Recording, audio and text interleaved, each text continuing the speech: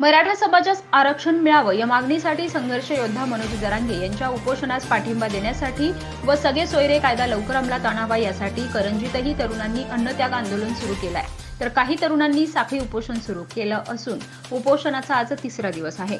पाथर्डी तालुक्यातील करंजी येथे मराठ्यांना आरक्षण मिळावं या मागणीसाठी अंतरवाली सराटे येथे मनोज जरांगे यांनी उपोषण सुरू केलंय। या त्यांच्या उपोषणास आणि सगळे सोयरे कायदा लवकरात लवकर करण्यात यावा या मागणीसाठी अशोक अर्जुन टेमकर, राजेंद्र जबाजी अकोलकर आणि रंगनाथ उत्तम अकोलकर या तरुणांनी अन्नत्याग आंदोलन सुरू केलं आहे। त्यांच्याबरोबर सुमारे 40 तरुणांनी साखळी उपोषण सुरू केलं असून आज उपोषणाचा दुसरा दिवस आहे। त्यांनी सुरू केलेल्या या उपोषणाला अनेक मान्यवरांनी भेटी दिल्या।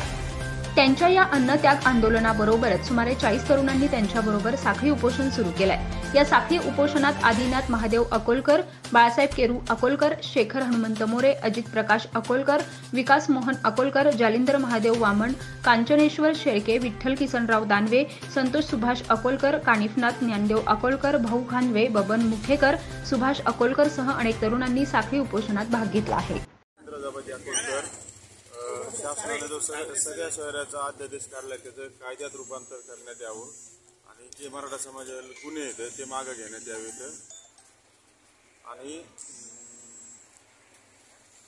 यासाठी मनोज जरांगे पाटलांना आमचा पाठिंबा आहे। आमचं मी राजेंद्र जबाजी अकोलकर, सरकारने जो सगळ्या शहराचा अध्यादेश काढलेला आहे त्याचं कायद्यात रूपांतर करण्यात यावं आणि जे मराठा समाजाला गुन्हे आहेत ते मागे घेण्यात यावे आणि यासाठी आमचं मनोज जरांगे पाटलाला जाहीर पाठिंबा आहे।